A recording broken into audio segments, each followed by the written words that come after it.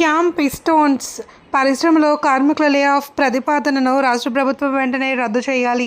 శ్రీకాకుళం జిల్లా సిఐటియు జిల్లా అధ్యక్షులు సిహెచ్ అమ్మన్నాయుడు.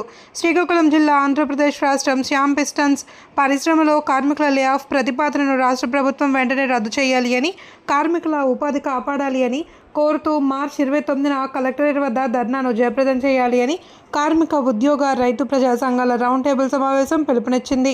రాష్ట్ర ప్రభుత్వం వెంటనే జోక్యం చేసుకుని రణస్థలం మండలంలో గల శాంక్రంగ్ పిస్టన్స్ ప్లాంట్ 2 పరిశ్రమలో 200 మంది కార్మికులను లే ఆఫ్ చేయకుండా యాజమాన్యాన్ని ఆదేశించాలి అని, బలవంతు రిటైర్మెంట్ ఆపాలి అని, అక్రమంగా తొలగించిన కార్మికులను విధుల్లోకి తీసుకోవాలి అని కోరుతూ కార్మిక, ఉద్యోగ, రైతు ప్రజా సంఘాల ఆధ్వర్యంలో సిఐటియు జిల్లా అధ్యక్షులు సిహెచ్ అమ్మన్నాయుడు అధ్యక్షతన గురువారం శ్రీకాకుళంలో యూటీఎఫ్ జిల్లా కార్యాలయంలో రౌండ్ టేబుల్ సమావేశం నిర్వహించారు.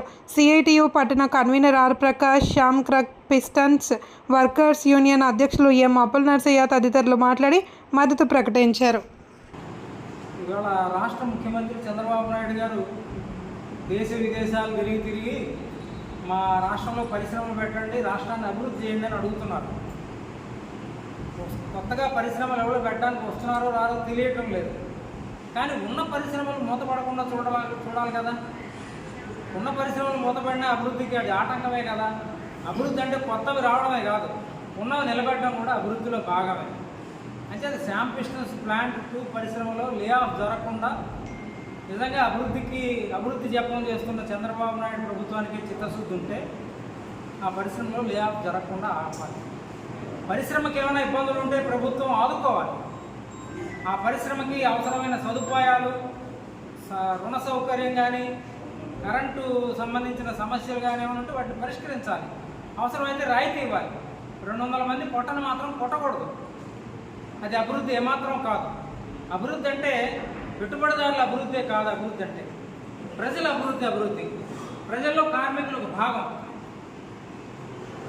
ఒక పెట్టుబడిదారు కోసం 200 మంది కార్మికులను బలి చేయడం అది అభివృద్ధికి ఎలాగా దారితీస్తుంది? 200 మంది వాళ్ళ జీతాలు ఒక 30,000, 25,000 జీతం వస్తే వాళ్ళు మార్కెట్లో కొనుగోలు చేస్తే సరుకులు, ఆ 200 మంది జీతం రాలేదనుకోండి, ఆ 200 మంది 230,000 అంటే ఎంత? సుమారు 6,000 అంటే 60 లక్షల రూపాయలు మార్కెట్కి వెళ్ళకుండా ఆగిపోతే ఆ మేరకు సరుకులు కొనుగోలు ఆగిపోతుంది కదా. అంటే వీళ్ళ ఉపాధి దెబ్బతిన్నందువల్ల ఇంకో కొంతమందికి ఉపాధి పోతుంది.